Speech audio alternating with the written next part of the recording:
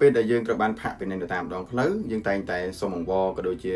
សម្រួលទៅកាន់ប៉ូលីសចរាចរណ៍ថាអូខ្ញុំសូមទៅថយពីនៃបានអត់អធិស្ឋានលើកនេះខ្ញុំលែងមានទៀតហើយទី2នៅពេលដែលបងប្អូនជិះយានជំនិះឲ្យទៅប៉ះទង្គិចគ្នានៅតាមដងផ្លូវយើងតែងតែចុះមកចរចានិយាយគ្នាដើម្បីបង្ហាញពីហេតុផលរហូតដល់ករណីខ្លះគឺមានការឆ្លោះប៉ះទង្គិចពាក្យសម្ដីគ្នាឬក៏អ្នកខ្លះក៏អត់សូវចេះឆ្លោះអ្នកខ្លះកាចក៏អាចឈានដល់ចំនួនផ្សេងហើយក្នុងប្រទេសកូរ៉េគឺគេឆ្លោះគ្នាដែរប៉ុន្តែឆ្លោះគ្នាបែបប្រព័ន្ធបច្ចេកទេសការបង់ពីនៃក៏បែបបង់បែបបច្ចេកទេសអញ្ចឹងចង់ដឹងថានៅប្រទេសកូរ៉េ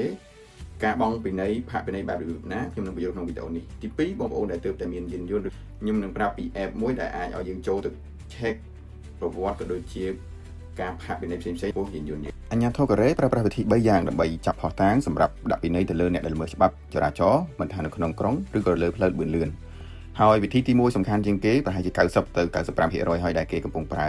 គឺការប្រើប្រាស់កាមេរ៉ាសុវត្ថិភាពកាមេរ៉ាដែលបានដាក់បំពាក់តាមទីតាំងផ្សេងៗគឺមានមុខងារសម្រាប់ចាប់ល្បឿន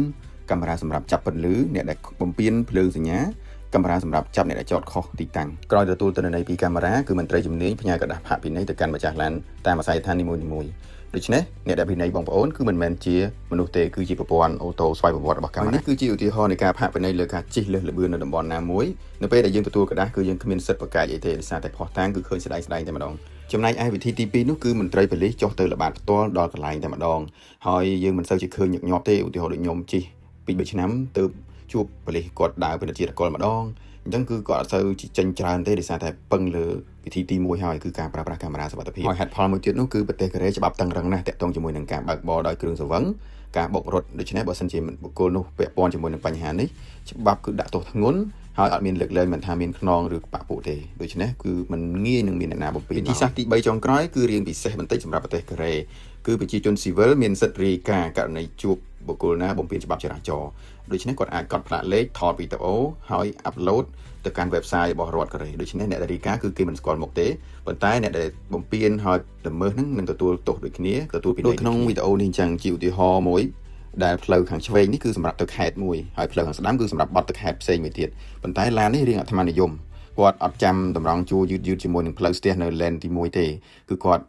កិច្ចមកស្ដាំដើម្បីបើកឲ្យលឿនជាងគេហើយដល់ផ្លូវបំបែកគឺគាត់ត្រឡប់ចូលក្នុងលេនដែលត្រូវរងចាំនឹងវិញដូច្នេះគឺជា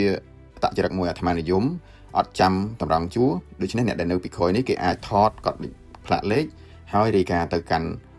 website ប៉ូលីសបានចូលដល់ចំណុចសំខាន់ទី2នៅពេលដែលធ្វើដំណើរតាមដងផ្លូវជួបបដិវហេតុដូចជាបុកឬក៏ប៉ះឡានគ្នាជនជាតិកូរ៉េគេគូធ្វើដូចម្ដេចជាទូទៅនៅពេលដែលប៉ះទង្គិចគ្នាគេចុះពីលើឡានមកគឺគេអត់ស្ដីឆ្លោះគ្នាទេ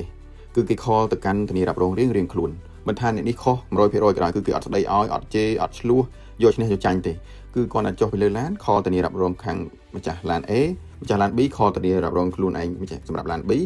ឬហើយគឺបញ្ហាទាំងអស់ហ្នឹងគឺអ្នកដែលធានារ៉ាប់រងគឺជាអ្នកដោះស្រាយសងពិន័យថ្លៃខូចខាតថ្លៃគេងពេទ្យថ្លៃខុសផ្សេងគឺម្ចាស់ឡានអត់ចាំបាច់ឆ្លោះរកឈ្នះរកចាញ់ទេគឺតាក់ទងនឹងផ្លូវច្បាប់គឺអ្នកជំនាញខាងធានារ៉ាប់រងគេមកថតគេមកកណនីផ្លូវច្បាប់ហើយគឺយើងនឹងដឹងលទ្ធផលតែម្ដងថាបើយើងជាអ្នកខុសយើងត្រូវបង់ប៉ុណ្ណាហើយធានារ៉ាប់រងគេជួយបង់យើងប៉ុណ្ណាតែបើយើងជាអ្នកត្រូវឬក៏រងគ្រោះធានារ៉ាប់រងគេនឹងជួយទាឲ្យយើងបានប៉ុណ្ណាសរុបមកវិញតាមរយៈបច្ចេកទេសនេះហើយធ្វើឲ្យប្រជាជនកូរ៉េគេគោរពច្បាប់គ្រប់គ្នាមិនងាយនឹងមានអ្នកបំពានទេដោយសារការពិន័យគឺតឹងរឹងហើយអស់ប្រាក់ច្រើនហើយបើរត់តែបំពានរត់តែខាតបង់ហើយចំណុចទី2នៅពេលដែលយើងមានបញ្ហាប៉ះទង្គិចយានជំនិះតាមដងផ្លូវយើងអត់ចាំបាច់បារម្ភថាយើងអត់ចេះនិយាយចេះតវ៉ាជាមួយជនម្ខាងទៀតទេគឺយើងប្រើធានារ៉ាប់រងប្រើច្បាប់ប្រើផុសតាងតែម្ដងដោយបងប្អូនដឹងស្រាប់ហើយករណីដែលយើងតវ៉ាគ្នា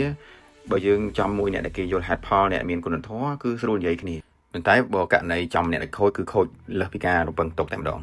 ហើយសម្រាប់បងប្អូនដែលទើបតែមានឡាននៅប្រទេសកូរ៉េកុំភ្លេច download app នេះមួយទុកបងប្អូន download ហើយយើងគ្រាន់តែ verify វាតាមរយៈ KakaoTalk certificate ទៅហើយបំពេញឈ្មោះបងប្អូនចូលឬហើយបងប្អូននឹងអាចចូលទៅប្រើបានយើងនឹងអាចឃើញព័ត៌មានពីប្រវត្តិនៃការផាកពិន័យឬក៏មានពិន័យថ្មីដែរឬអត់ដូច្នេះបងប្អូនអាចចូលទៅបង់តាមរយៈនឹងបាន